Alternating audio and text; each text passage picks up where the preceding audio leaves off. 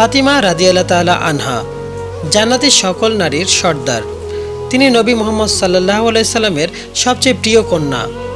তার বাড়ি ছিল মদিনার মসজিদের নববীর ঠিক পাশে, রাসূলুল্লাহ সাল্লাল্লাহু আলাইহি সাল্লামের ঘরের লাগোয়া।